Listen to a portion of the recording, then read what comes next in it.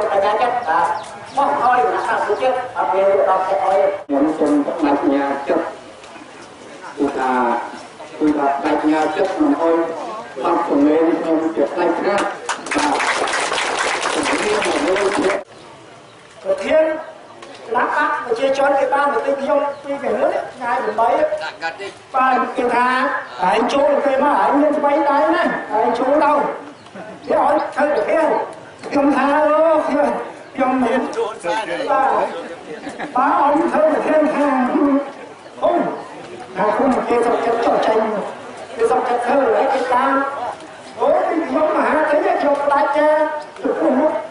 អាដល់របស់ខ្ញុំថាផ្ដាច់ចាដល់តាមរបស់ណាស់បានយើងអាទទួលជាតិរបស់ដល់ទៅបោះដល់អស់ទទួលជាតិតែដល់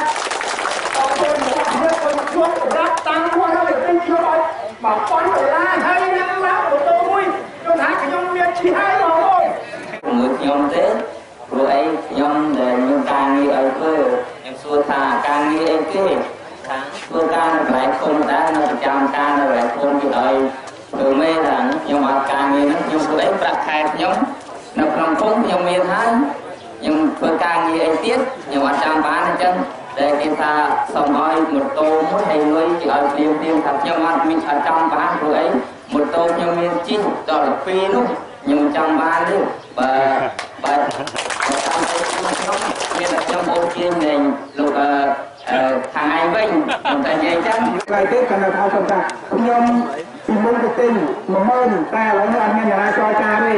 បាទពីមុនគេចរចា10000បាទគេឲ្យទៅយកនៅអាគារភ្នំពេញខ្ញុំថាអត់ទៅទេ10000ហ្នឹងព្រោះឲ្យតែ1000បាញ់ឯងចូលទេលោកដឹងអត់ទៅយកដាច់ខាតខ្ញុំបញ្ញាចិត្តនៅកម្មជនមួយទាំងអស់ជាប្រកាសអង្គបាត់ឆ្នោតកុំមួយខ្លួនបញ្ញាចិត្តរបស់គ្នារក្សាប៉ុន្តែយកឲ្យបានគ្រប់ចំនួន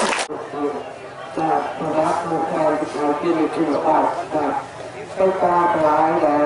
អភិវឌ្ឍទៅគឺថានៅក្នុងភូមិរបស់យើងក្នុងគឺថាសមាជិករបស់ក្រុមការព្រមព្រៀងនោះគឺអត់មានបញ្ហាចាក់ចោលដល់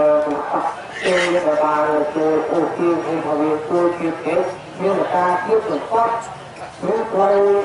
អភិវឌ្ឍផ្សេងៗនៅក្នុងភូមិរបស់យើងក៏យើងថាចំពោះអូសៀងការទិញឲ្យគ្រប់គ្រងបោះឆ្នោតទេបោះឆ្នោតគឺថាអត់ហ៊ានទេប្រមូលអត់រហូតដល់